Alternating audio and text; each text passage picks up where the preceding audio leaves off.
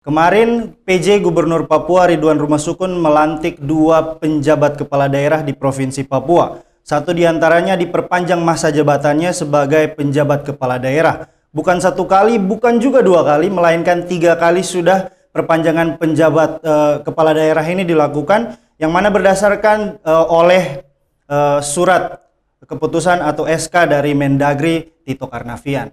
Siapa lagi kalau bukan penjabat Bupati Sarmi yang sudah berada dengan kami di sini di studio Cepos TV, penjabat Bupati Sarmi Bapak Markus Mansenembra.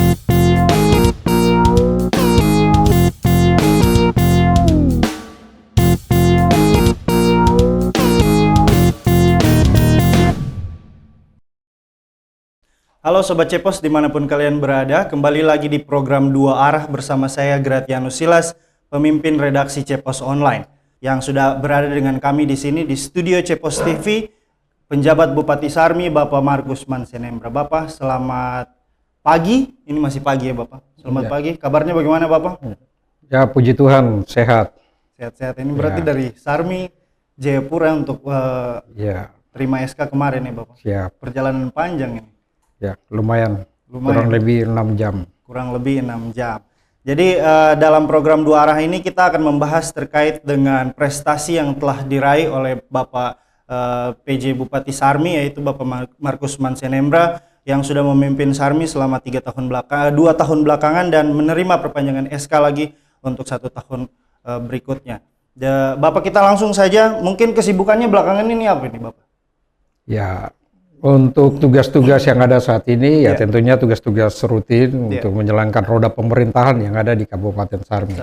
Dan itu memang menjadi fokus utama kami ketika diberikan tugas tanggung jawab oleh Bapak Presiden melalui Bapak Mendagri untuk menjalankan tugas sebagai penjabat bupati di Kabupaten Sarmi sejak tanggal 27 Mei 2022. Jadi kalau penjabat bupati atau penjabat kepala daerah yang lain itu cuma 2 kali masa perpanjangan, tapi Bapak ini sampai 3 kali. Nah, mungkin Bapak bisa spill atau bocorkan sedikit cerita bagaimana sampai kepercayaan itu bisa kembali diberikan oleh Mendagri untuk Bapak memimpin Sarmi. Oke, ya. Baik, terima kasih. Siap. Ya, Sobat Cepos, ya, terkait dengan baru saja kemarin kami diberikan tugas dan tanggung jawab oleh Bapak Presiden melalui Bapak Mendagri kembali untuk menjalankan tugas pada periode ketiga sebagai penjabat bupati di Kabupaten Sarmi. Ya, tentunya ini merupakan anugerah Tuhan, tetapi juga amanah yang diberikan oleh pemerintah pusat kepada kami sebagai aparatur sipil negara. Ya. Sejak 27 Mei tahun 2022 kami diberikan tugas dan tanggung jawab sebagai penjabat bupati untuk periode 1 tahun pelaksanaan tugas. Tetapi dalam menjalankan tugas sebagai penjabat bupati selama 1 tahun, ada tanggung jawab dari kami yang harus kami selalu berikan laporan kepada pemerintah pusat, dalam hal ini Kementerian Dalam Negeri, melalui evaluasi kinerja penjabat bupati triwulan. Triwulan berarti setiap 3 bulan. Setiap 3 bulan.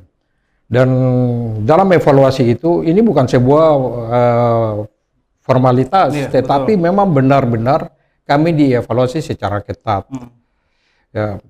Dalam penilaian atau penilaian kinerja kami ini, itu ada 3 aspek yang memang menjadi fokus atau yang diberikan kepada kami untuk harus kami laksanakan itu di daerah, yaitu aspek pemerintahan, aspek pembangunan maupun aspek kemasyarakatan. Tetapi dari 3 aspek ini ada 116 indikator yang diberikan kepada kami, dan itu harus menjadi tanggung jawab kami untuk bisa melakukan berbagai upaya-upaya untuk bisa mencapai berbagai target yang diberikan sesuai dengan apa yang harus kami lakukan dan sesuai dengan regulasi. Ya, puji Tuhan, dalam 1 tahun kepemimpinan kami diperpanjang lagi pada 27 Mei 2023. Iya. Kemudian ya hal yang sama kami lakukan juga tugas-tugas sesuai dengan tupoksi yang diberikan kepada kami.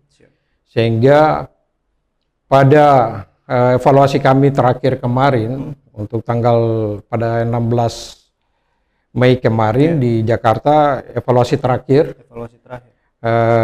untuk kami bisa memberikan laporan kinerja kami, dan sesuai dengan regulasi masa kerja penjabat bupati ini 2 tahun. 2 tahun, betul. Ya, 2 tahun. Kalaupun ada perpanjangan, itu menjadi kewenangan Bapak Presiden melalui Bapak Mendagri. Ya. Berarti barang ini nih Bapak tidak sangka juga ya? Artinya Bapak sama sekali tidak, karena Bapak bagi cuma kami kira 2 tahun saja terus sudah kembali ke jabatan definitif sebagai Sekda Kabupaten Biak, tapi kemudian ada mandat untuk diperpanjang lagi 1 tahun ke depan sampai 2025 nih. Ya, memang benar. Jadi ya kami pikir seperti teman-teman ASN yang lain juga, ketika biasanya diberikan tugas tanggung jawab sampai di injury time itu biasanya ya ini ibarat sebenarnya di akhir kepemimpinan kemarin, karena kami sebagai Sekda definitif di Kabupaten Biak Numfor, ya untuk sisa hampir 2 minggu kemarin setelah evaluasi, ya sebenarnya ibarat kaki kami sebelah sudah ada di Biak, sebelah ada di Sarmi, hanya menunggu untuk surat terima jabatan. Dan kami juga baru menerima surat resmi yang ditandatangani oleh Bapak Sekretaris Daerah atas nama Bapak Gubernur, itu baru pada tanggal 26 kemarin. H-1 ya, kurang lebih sekitar pukul 15 sore. Barulah kami tahu bahwa ya ada perpanjangan DSK dari Mendagri. Ya, untuk kami melaksanakan tugas sebagai penjabat bupati. Tetapi sebagai ASN ya sama pun dengan prajurit TNI, kami siap tegak lurus ya. Harus wajib tegak lurus untuk melaksanakan perintah yang diberikan oleh pimpinan negara ini. Demikian. Bapak, kalau untuk 2 tahun belakangan kita melihat tadi Bapak sudah sempat sampaikan bahwa ada 3 aspek, yaitu ya pada umumnya ada aspek pembangunan, kemudian aspek pelayanan ke masyarakat, dan penyelenggaraan pemerintahan. Nah, di Sarmi sendiri kalau kita bicara soal 3 aspek ini, kita ini dulu lihat satu persatu. Untuk pelayanan kemasyarakatan di Sarmi sejauh ini apa yang telah Bapak lakukan, walaupun di kalau kita bicara masa transisi jabatan dari penjabat ke nanti penjabat definitif, apa saja yang sudah dilakukan dalam 2 tahun belakangan? Ya, ini untuk tiga aspek ini ya kita tidak bisa juga memisahkan 3 aspek, karena saling keterkaitan dari sisi pemerintahnya, pembangunan, tetapi juga ke masyarakat. Baik. Ya, ketika kami diberikan tugas tanggung jawab sebagai penjabat bupati pada Mei 2022, ya tentunya untuk aspek pemerintahan kami ya melakukan evaluasi secara internal di lingkungan pemerintah daerah.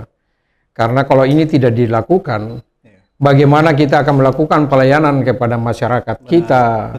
Bagaimana kita akan konsen terkait dengan pembangunan yang ada di daerah kita, sedangkan di lingkungan kita secara internal ini belum kita benahi. Artinya salah satu tingkat kedisiplinan gitu. Kemudian koordinasi yang kita harus lakukan.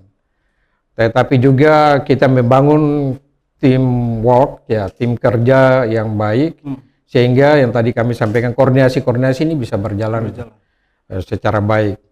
Kemudian ya ketika kami masuk di Kabupaten Sarmi, ya bicara aspek pembangunan, kita juga coba menginventarisir berbagai fasilitas infrastruktur yang ada di Kabupaten Sarmi, dan ini memang menjadi tantangan tersendiri. Karena ya Sarmi ini termasuk kota tua di Provinsi Papua.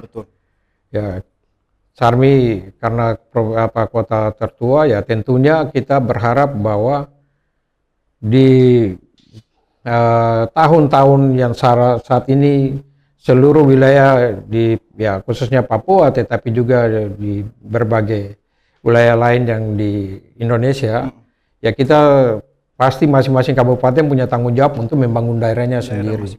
Sehingga ketika melihat kondisi Kabupaten Sarmi dengan infrastrukturnya yang ada, ya ada semangat dari kami untuk coba kita meningkatkan pembangunan infrastruktur dalam kota. Ya, salah satunya ya yang sudah bisa kita lihat sendiri dan saat ini sudah dinikmati oleh masyarakat, bagaimana kita menata infrastruktur dalam kota. Sehingga ketika orang atau siapapun datang ke Kabupaten Sarmi, dia sudah melihat bahwa ini pusat inti kota Kabupaten Sarmi ada ini. Ada di situ, ya. Karena waktu kami masuk memang kami masih agak bingung apakah wilayah Nedam atau Mararena kah ini wilayah kota. Betul. Tetapi setelah dibangunnya fasilitas jalan 2 jalur, baru bisalah tergambar bahwa oh ini konsep atau inilah pusat inti kota Kabupaten Sarmi. Ya, kita puji Tuhan karena dukungan masyarakat begitu kuat sehingga pembangunan itu bisa berjalan dengan baik. Dan pada tahun anggaran ini kita melanjutkan pembangunan. Ini kita bicara infrastruktur. Ya, termasuk kita menata kembali pasar sentral kita yang memang jadi pusat kegiatan masyarakat. Ini sudah kita benahi secara bertahap. Ya, kemudian dari sisi aspek kemasyarakatan, ya kita juga harus memberikan skala prioritas pelayanan-pelayanan kita untuk masyarakat, sehingga masyarakat ini memang benar-benar merasa bahwa negara atau pemerintah hadir untuk mereka. Kami ambil contoh, dalam rangka pengendalian inflasi kita, ya sejak 2000 membahas anggaran 2023, ini kita lebih prioritaskan pada kegiatan-kegiatan yang bersifat subsidi. Artinya kalau kegiatan subsidi ini bisa kita lakukan, ketika kita bicara pergerakan IPH kita, apakah itu akan bergerak naik, maka kita berharap dengan kegiatan-kegiatan subsidi ini bisa sangat membantu sehingga kita bisa mengendalikan ya pengendalian inflasi kita. Betul. Tetapi juga masyarakat dengan kegiatan-kegiatan subsidi, masyarakat bisa menikmati secara langsung. Kami ambil contoh seperti ketika Hari Raya Natal dan Tahun Baru, itu kami siapkan fasilitas transportasi bis gratis ya untuk masyarakat yang akan melakukan perjalanan baik dari Sarmi ke Jayapura, tetapi juga kita membantu masyarakat atau juga rata-rata anak-anak kita yang saat ini sedang mengenyam pendidikan studi di Jayapura, ketika mereka mau kembali mengunjungi orang tuanya juga disediakan fasilitas transportasi gratis. Tetapi juga ada beberapa distrik yang memang jarak jangkaunya cukup sulit, ini juga kita menyiapkan fasilitas yang sama. Ya, kemudian juga untuk membantu daya beli masyarakat, kami melakukan juga operasi-operasi pasar murah. Ya, dari catatan yang ada, ya termasuk kami Kabupaten Sarmi yang termasuk melaksanakan pasar murah ini termasuk yang paling banyak. Ya. Jadi kami ambil contoh ketika masyarakat pasar murah ini kita lakukan di distrik-distrik, tetapi juga di titik-titik kumpul masyarakat, misalnya di terminal. Jadi mereka ini datang masuk ke kota, tetapi begitu sampai di kota kita juga sudah menyiapkan pasar murah.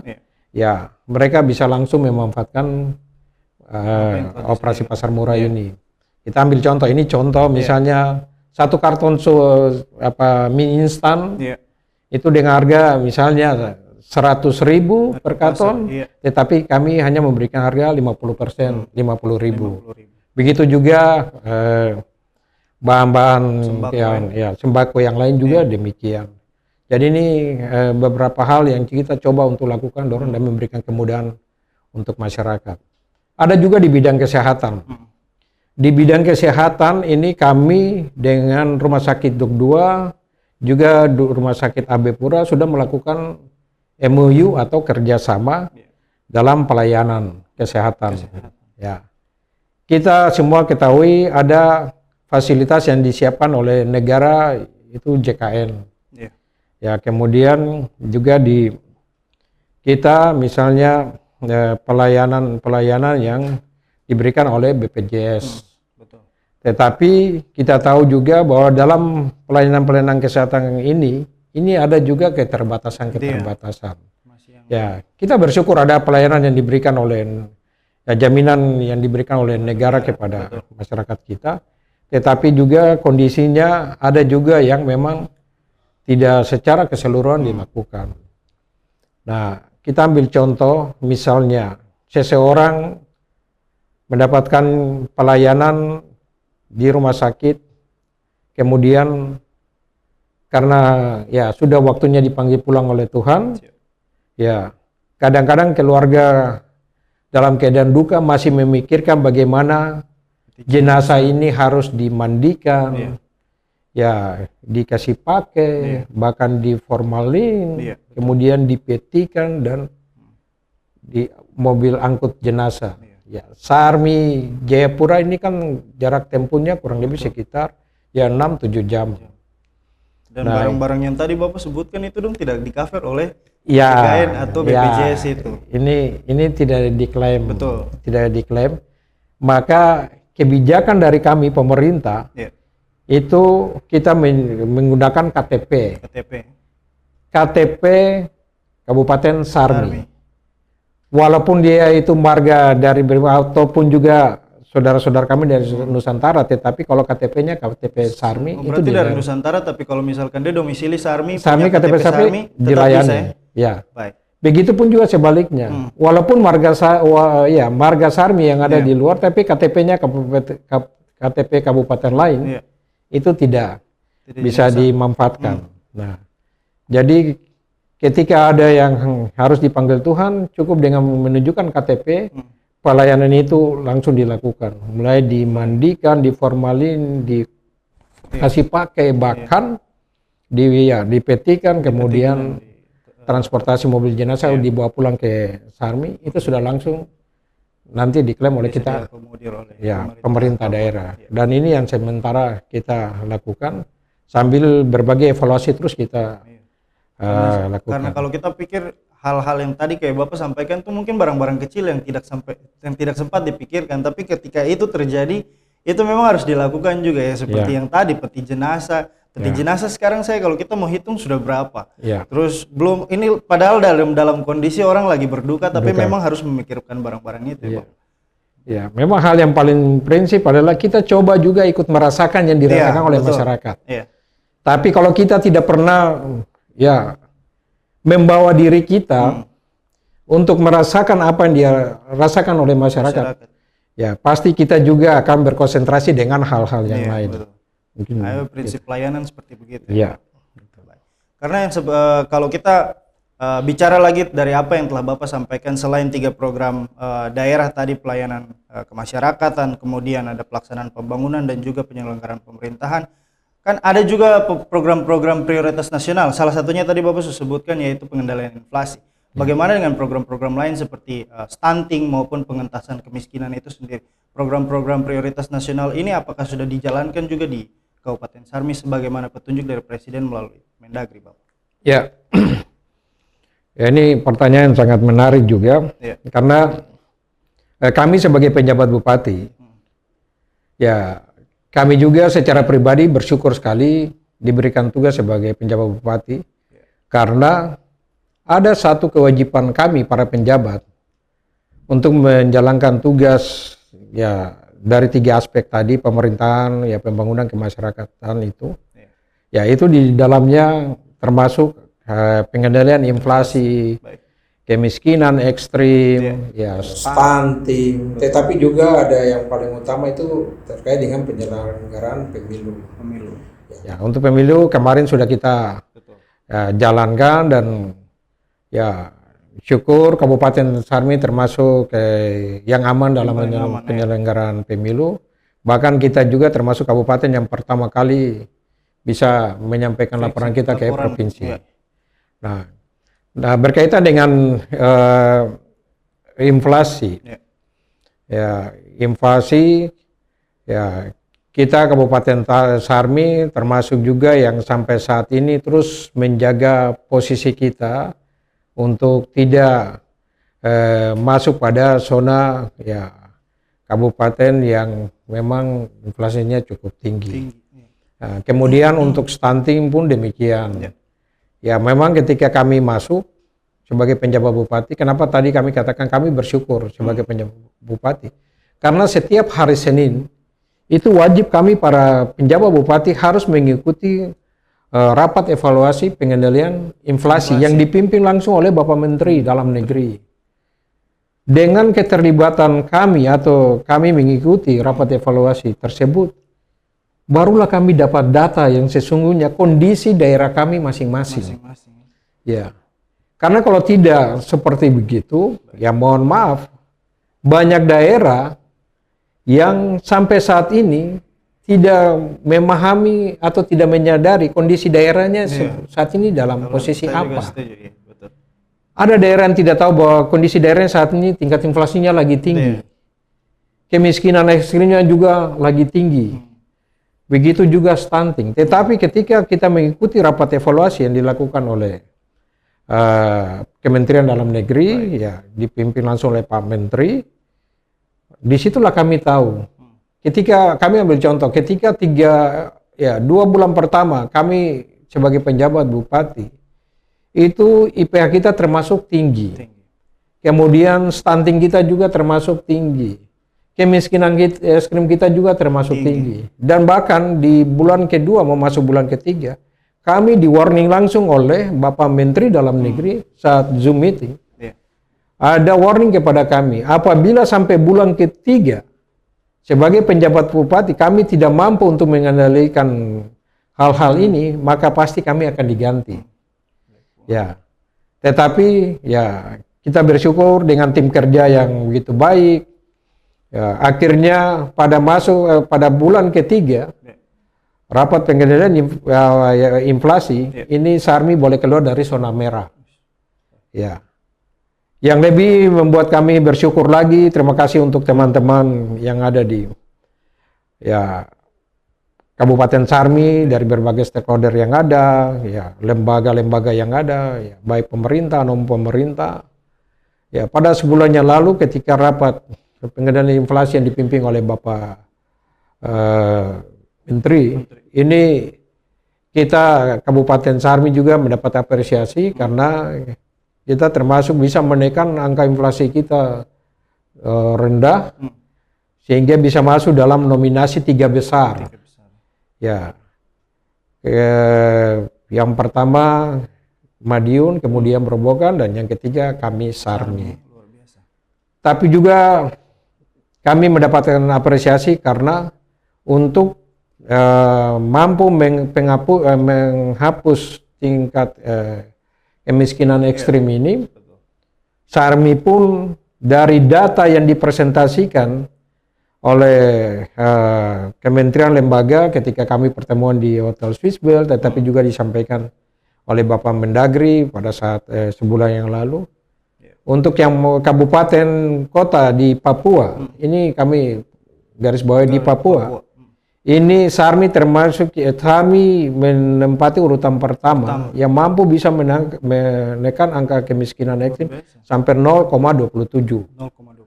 Ya. Ya, secara otomatis di Provinsi Papua Induk, Sarmi urutan pertama. Ya, inilah ya upaya-upaya yang kita lakukan.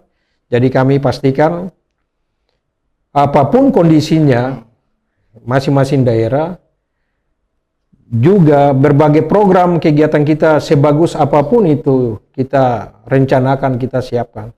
Tetapi hanya satu kuncinya. Kalau APBD kita tidak sehat, maka apapun perencanaan kita yang dituangkan dalam berbagai program itu pasti tidak akan maksimal.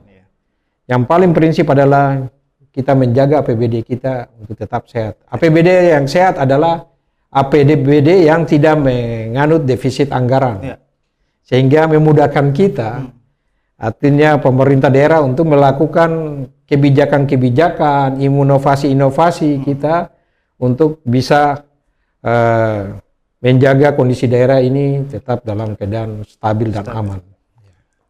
Kalau kita bicara soal APBD, Bapak, APBD yang sehat seperti tadi Bapak sampaikan, tidak defisit, itu semua kembali lagi kepada pendapatan daerah sendiri. Itu diukur melalui pendapatan daerah, apa yang telah dilakukan di daerah itu sendiri. Dan kalau kita bicara soal Sarmi, boleh dikata bahwa Sarmi ini memiliki sumber daya alam yang kaya, potensi-potensi kelautan yang selama ini didorong oleh pemerintah daerah untuk menghasilkan PAD itu sendiri. Kalau boleh dikata selain selain sumber daya alam, ada juga sumber daya dari pendapatan melalui pariwisata, dan kita sudah tahu dan terbukti bahwa Pak Markus Mansenembra sudah membawa sel Klub Cendrawasih itu di Sarmi juga kemarin penyelenggaranya di situ, selain juga di Kabupaten Biak Numfor sebagai induknya. Dan potensi-potensi sumber daya alam yang di Sarmi ini dalam menunjang pendapatan asli daerah, mendorong, apakah itu juga berkontribusi mendorong APBD setempat di Sarmi supaya tetap terjaga dengan sehat, atau seperti bagaimana Pak mekanismenya? Ya, jadi ini terkait dengan APBD, juga ya berhubungan langsung dengan pendapatan kita. Betul. Kita akui, ya bukan saja di Papua, hampir di seluruh Indonesia, kita di daerah-daerah ini masih sangat berharap atau bergantung pada transfer dari pusat. Sedangkan di sisi lain, ya kita daerah-daerah ini masing-masing punya potensi-potensi yang cukup luar biasa, yang belum untuk kita kelola secara baik, sehingga memberikan kontribusi balik untuk pendapatan kita.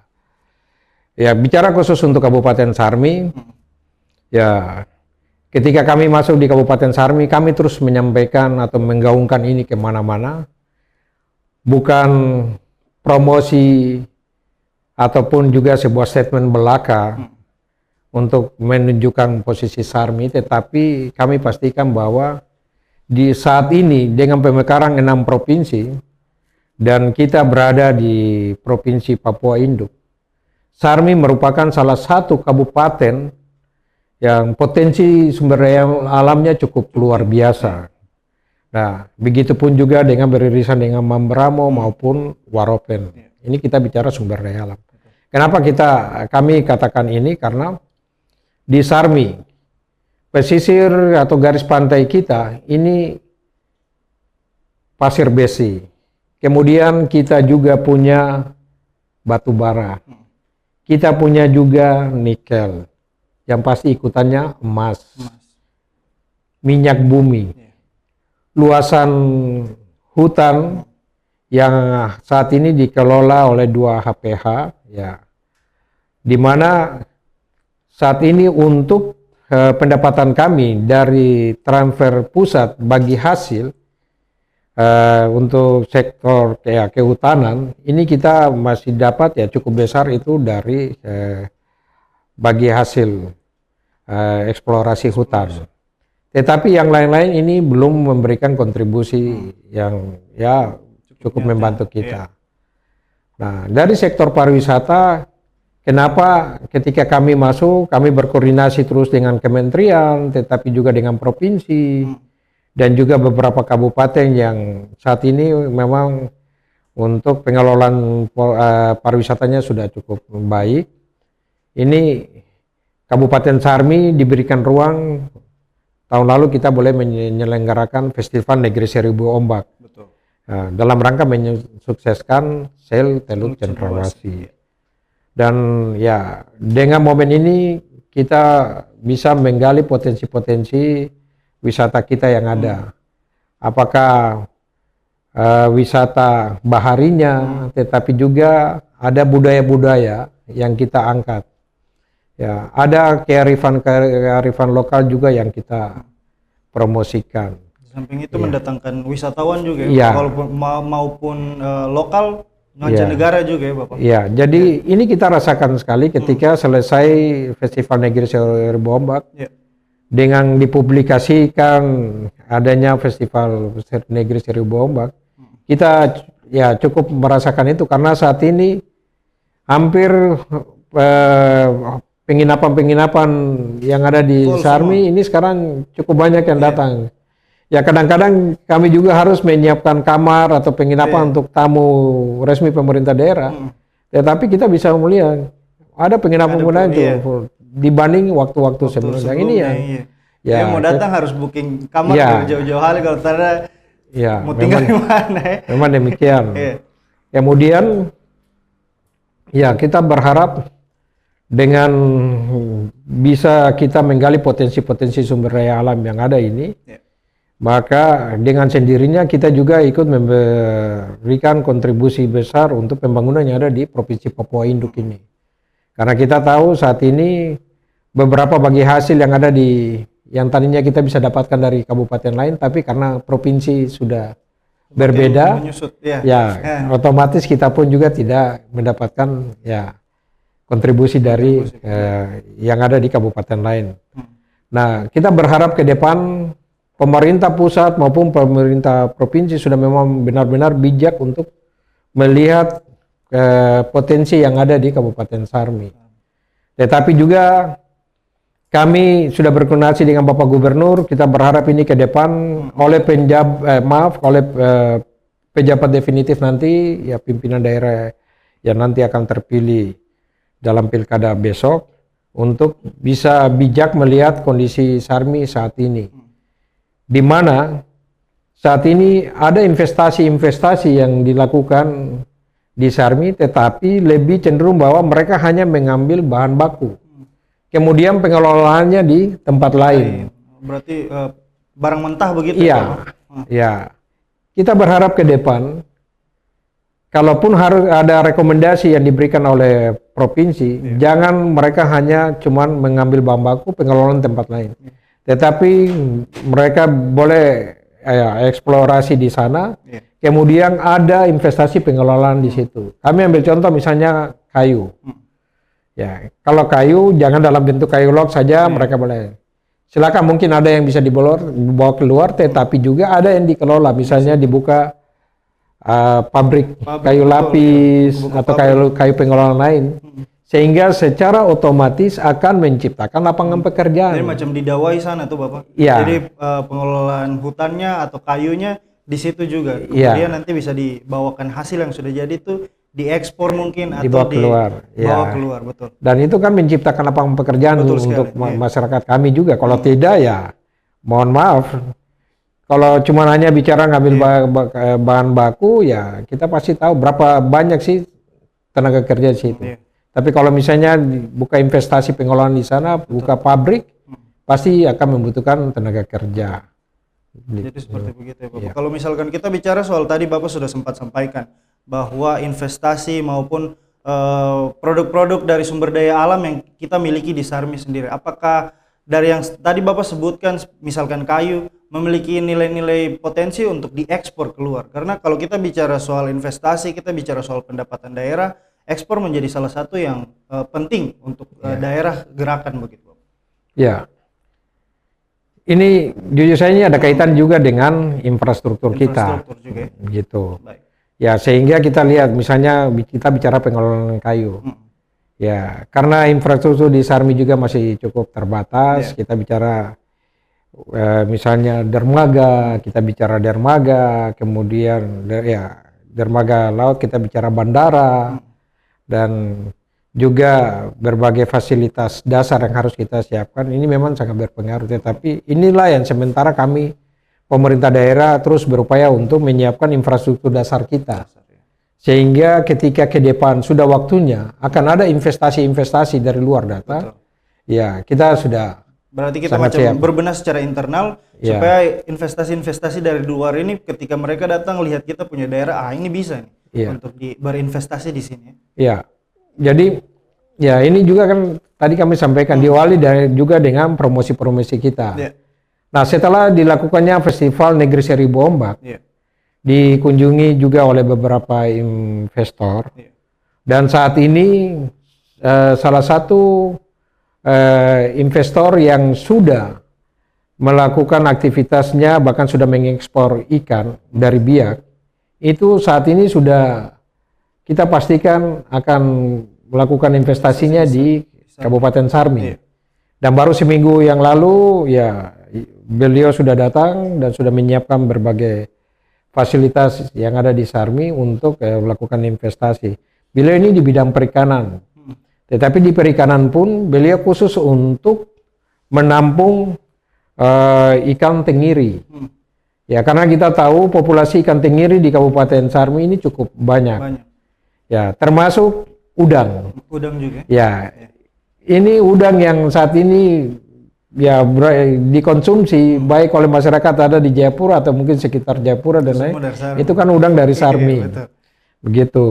Nah, di sana di Sarmi karena populasi ikan tenggirinya cukup banyak sehingga ini menarik perhatian dari investor ini. Jadi beliau akan datang untuk menampung ya hasil tangkapan ikan-ikan tenggiri ini. Nah, tetapi juga dari sisi kebijakan kami sudah ya, berkomitmen dengan beliau bahwa untuk menjalankan usaha ini atau investasi ini, karena selama ini yang namanya ya, untuk menangkap udang dan lain-lain itu sudah digeluti oleh saudara-saudara kami dari Nusantara. Ya, apakah Sulawesi dan lain-lain. Tetapi supaya ada kebijakan juga untuk kita memberikan ruang kepada masyarakat asli kita, orang asli Papua, khusus untuk nantinya usaha ini jalan, yang akan menangkap, mengumpul ikan tenggiri, ini nelayan lokal kita, orang asli Papua atau orang asli Sarmi. Jadi mereka juga diberikan ruang untuk bisa berusaha di atas tanah mereka sendiri. Orang aslinya kita. Ya. Pemberdayaan orang asli kita. Dan beliau juga sudah mengiyakan itu, ya berkomitmen. Jadi beliau hanya menampung. Jadi ikan tenggiri akan ditampung oleh beliau, kemudian akan dibawa ke Biak dan diekspor ke luar. Gitu. Bapak, kita bahas banyak soal apa yang telah Bapak lakukan untuk Sarmi. Tadi kita mulai dengan penyelenggaraan pemerintahan, kemudian pelaksanaan pembangunan maupun pelayanan kemasyarakatan, ditambah dengan program-program prioritas nasional yang di breakdown juga ke daerah. Dan yang ingin saya tahu adalah mungkin dari 2 tahun belakangan ini Bapak sudah memimpin di Sarmi, Bapak sudah menemui banyak hal dan telah melakukan banyak hal. Apakah ada pesan untuk mungkin pejabat definitif yang akan datang? Artinya penjabat memiliki tugas sebagai transisi dari pejabat yang lama ke pejabat yang baru definitif. Tapi di samping itu di masa transisi ini memiliki pengalaman juga dan melihat sendiri apa yang terjadi di daerah. Dan apa yang seharusnya dilakukan oleh pejabat-pejabat yang nanti duduk di kursi pimpinan sebagai pejabat definitif ini. Artinya apakah ada pesan untuk mereka? Ini kaitannya dengan sebenarnya pesan moral ya kita. Betul. Ya, setelah kurang lebih 2 tahun kami menjalankan tugas sebagai penjabat bupati di Kabupaten Sarmi, banyak hal yang kami temui, kami alami, kami rasakan, dan itu menjadi ya sebuah evaluasi tersendiri kepada kami untuk bagaimana menghadapi Sarmi, situasi Sarmi hari ini, tetapi juga Sarmi ke depan. Dari beberapa hal yang tadi kami sudah sampaikan, ya sebenarnya ada hal yang paling prinsip yang mungkin ke depan ketika akan hadir seorang pemimpin di Kabupaten Sarmi secara definitif, ya pastilah punya tanggung jawab yang begitu besar untuk membangun Kabupaten Sarmi. Ya, pertama pendekatan kepada masyarakat itu perlu dilakukan. Artinya kita harus banyak membuka diri kepada masyarakat sehingga apapun yang dihadapi ataupun juga suara-suara masyarakat itu harus kita dengar. Ya. Karena kan kebanyakan kalau duduk di atas kan selupa tanah dulu. Ya, tipikal masyarakat kita ini kan berbeda-beda, juga di latar belakangnya dengan budaya karakteristik. Ya. Ada yang cara penyampaian aspirasinya dengan nada yang halus, baik, tetapi juga ada dengan memang karena sudah kebiasaan menyampaikan sesuatu dengan suara yang begitu gamblang atau bersuara keras. Sesungguhnya niat mereka itu sama. Baik. Cuman tinggal kembali bagaimana kita sebagai pemimpin untuk bisa menanggapi itu. Dan ya bagi kami seorang pemimpin itu telinganya jangan tipis. Harus tebal ya? Ya, harus tebal. Baik. Artinya selalu mau mendengar dan tidak cepat mengomentari apa yang disuarakan oleh masyarakat. Ya, itu yang dibilang kadang diam itu emas, tetapi tidak berarti serta-merta diam terus. Diam tetapi juga harus bisa mencari solusi memberikan ya berbagai pemahaman kepada masyarakat bahwa apa yang dilakukan oleh kita pemerintah daerah ini sebenarnya hanya cuma satu tujuan, untuk kesejahteraan masyarakat. Ya, tetapi ada hal juga khusus yang perlu kami ya mungkin sebuah titipan kepada pemimpin yang nanti akan terpilih dalam pemilihan pilkada nanti. Untuk kita juga harus menyiapkan SDM Sarmi. Ya, karena ini sangat berpengaruh dan ini sangat menentukan masa depan Kabupaten Sarmi. Ya, kami ambil contoh, ya beberapa saat ini kami sedang menjajaki kerjasama dengan pihak Universitas Cendrawasih. Karena dari potensi-potensi sumber daya alam yang tadi kami sampaikan, misalnya hasil-hasil tambang yang ada, kita tidak bisa menghindari karena kewenangan negara. Ketika kebutuhan kita saat ini harus ada eksploitasi besar-besaran untuk meningkatkan PAD, menggali potensi-potensi sumber daya alam yang ada, misalnya pengelolaan tambang-tambang yang ada. Kekhawatiran kami, jangan sampai ketika itu berjalan, maka masyarakat kami, orang asli Sarmi akan menjadi penonton. Makanya dari penjajakan kami, diskusi kami dengan Bapak Rektor Uncin, ya kita berharap akan sesegera mungkin kita buka kelas pertambangan. Apakah 25 atau 50 orang anak asli Sarmi dari 5 suku, suku Sobei, Armati, Rumbai, Manirem, Isirawa, ini ejaan Sarmi. Anak asli dari 5 suku ini, kita menyiapkan mereka untuk mengikuti program studi ini. Kita berhitung 4 atau 5 tahun ke depan akan keluar apakah 25 atau 50 orang anak asli Sarmi. Ya, yang sudah siap ketika pengelolaan tambang yang ada di Kabupaten Sarmi ini berjalan, maka mereka bukan lagi diberdayakan, ya kita tidak menyebutkan profesi itu karena profesi-profesi itu juga itu berkat Tuhan. Tetapi paling tidak mereka ini ada di tatanan manajemen-manajemen siap untuk mereka bekerja, dan kita akan melihat dengan gagahnya mereka menggunakan atribut perusahaan. Oh ternyata ini si A anak dari suku ini, si B anak dari suku ini. Itu yang kami sangat berharap kepada pemimpin berikut, tolong SDM orang asli Sarmi harus disiapkan. Berarti menjemput potensi di Sarmi itu sendiri dari sektor tambang seperti Bapak sampaikan, tapi juga menjadi kebanggaan ketika mereka jadi orang besok menjadi bagian daripada pengelolaan tambang yang seperti Bapak maksudkan. Mereka menjadi kebanggaan bagi diri sendiri, bagi sukunya, bagi Sarmi secara umum maupun bagi Papua ya. Berarti ada nilai plus dari situ ya.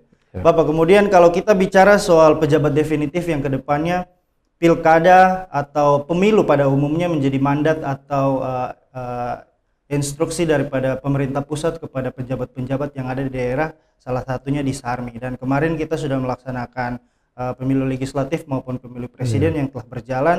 Salah satunya di Sarmi yang seperti tadi Bapak sudah sampaikan berjalan dengan sangat aman dan lancar, dan kedepannya beberapa bulan ke depan ini kita akan menghadapi pemilihan kepala daerah di Sarmi itu sendiri. Nah, saya ingin tahu nih Bapak, sejauh ini instruksi daripada pemerintah pusat terbreakdown di Sarmi sendiri seperti bagaimana? Artinya dalam hal persiapan pilkada, koordinasi mungkin yang dilakukan dengan pihak penyelenggara maupun pengawas seperti bagaimana? Ya, jadi terkait dengan penyelenggaraan ya kemarin pemilu, tetapi sekarang kita masuk pada tahapan pilkada. Ya, ini perintah undang-undang yang wajib untuk kita laksanakan, sehingga tentunya kami ya terutama para pimpinan daerah atau secara khusus sebagai penjabat bupati, ini pun juga termasuk yang selalu dievaluasi oleh pusat, sehingga untuk tahapan-tahapan atau persiapan-persiapan selama ini sudah berjalan cukup baik. Ya, koordinasi juga kita lakukan terus dengan para penyelenggara, ya baik pihak KPU, Bawaslu, tapi juga keamanan. Bahkan sampai pada ya tahapan dukungan finansial. Ya, kita Kabupaten Sarmi ini sudah melaksanakan kewajiban kita untuk memberikan dukungan finansial.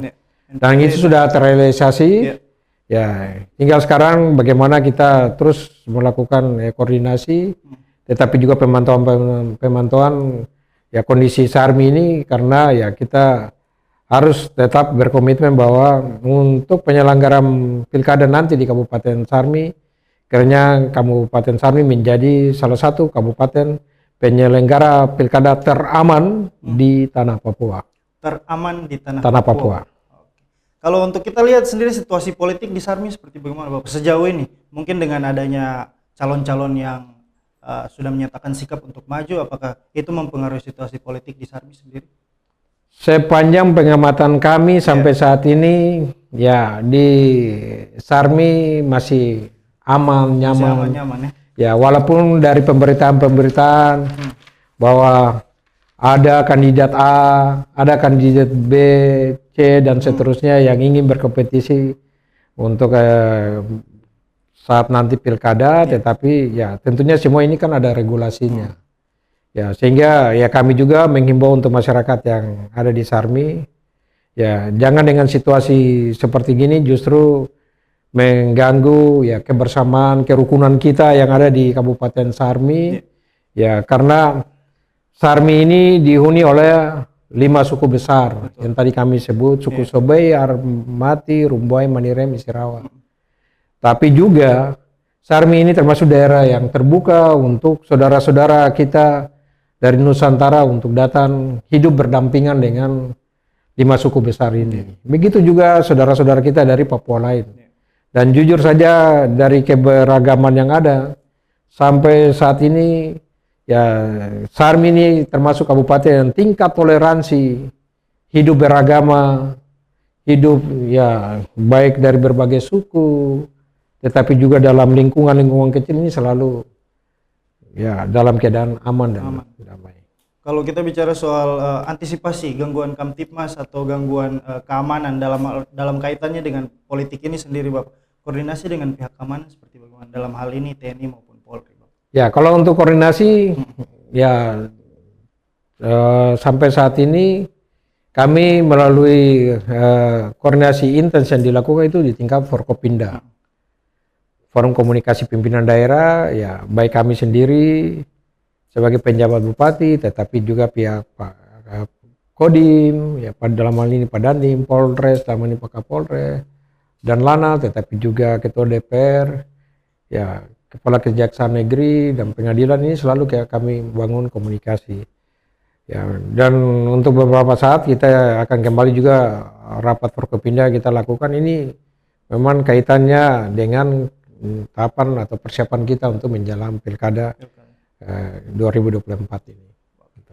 Bapak, kita sudah berada di penghujung acara kita. Mungkin saya ingin tahu nih, apa yang menjadi harapan dari Bapak sendiri sebagai penjabat Bupati Sarmi kepada penjabat definitif berikutnya, maupun atau tantangan-tantangan yang selama ini Bapak temui di Sarmi, dan pesan kepada mereka itu seperti bagaimana? Ya, kembali ini sebenarnya pesan moral tadi kami sudah sampaikan. Ya. Menjadi seorang pemimpin itu harus membuka diri. Ya. Harus selalu siap untuk mendengar berbagai aspirasi masyarakat. Tetapi juga tidak serta-merta dengan apa yang sudah disampaikan, kita juga gegabah untuk mengambil sebuah keputusan. Sehingga perlunya koordinasi-koordinasi ya, yang kita lakukan dengan berbagai pihak, bahkan juga sampai kita harus terjun ke masyarakat, jadi kita bisa mendengar aspirasi juga dari masyarakat. Ya, kami sangat percaya bahwa ketika ke depan pasti Tuhan akan memberikan pemimpin yang bijak untuk Kabupaten Sarmi. Ya, dengan pemimpin yang bijak maka Sarmi ini akan dibangun dan pastinya akan setara dengan kabupaten-kabupaten lain yang sudah cukup maju di tanah Papua. Tetapi juga pesan kami untuk seluruh masyarakat yang ada di Kabupaten Sarmi, ya dari berbagai kondisi tantangan yang kita hadapi saat ini, saatnya masyarakat Sarmi untuk bisa membuka diri, menerima berbagai program pembangunan dari pemerintah atau dari negara. Karena apapun yang dilakukan oleh negara atau pemerintah untuk kita yang ada di seluruh daerah di pelosok tanah air itu pasti hanya cuma satu tujuan, untuk kesejahteraan masyarakat. Kebiasaan-kebiasaan kita ketika akan ada program pemerintah kemudian ditunjukkan dengan rasa ya tidak setuju, antipati dan lain-lain, dengan menunjukkan adanya kebiasaan palang memalang, Ya. sebaiknya ini sudah harus dihilangkan. Sehingga kita berharap ke depan ketika pemerintah akan menjalankan berbagai program untuk kesejahteraan masyarakat itu bisa berjalan dengan baik. Dan kita butuh waktu. Waktu dalam arti jangan menunda-nunda, karena di Indonesia lain mereka lagi mengejar target pembangunan. Janganlah kita yang ada di Sarmi menghambat dengan ya Baik. gaya kita masing-masing.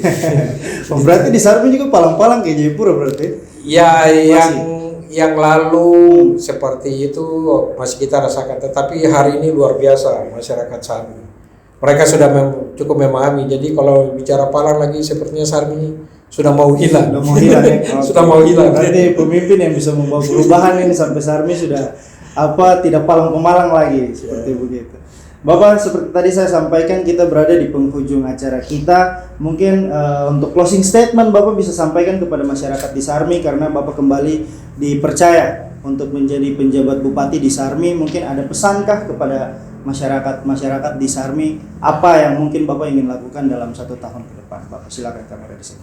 Iya, untuk masyarakat kami yang sangat kami kasihi, ya dengan diperpanjangnya masa jabatan kami, ya kurang lebih 6 bulan ke depan, ya tolong bantu kami sebagai penjabat bupati, tetapi juga pemerintah daerah dan seluruh pihak terkait yang saat ini punya keinginan atau diberikan tugas tanggung jawab berada di Kabupaten Sarmi untuk membangun Sarmi.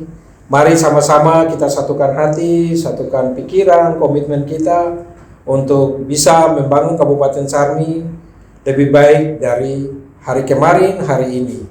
Kita berharap ke depan yang bisa menentukan masa depan Kabupaten Sarmi ini bisa lebih maju setara dengan kabupaten-kabupaten yang lain adalah masyarakat asli Sarmi sendiri.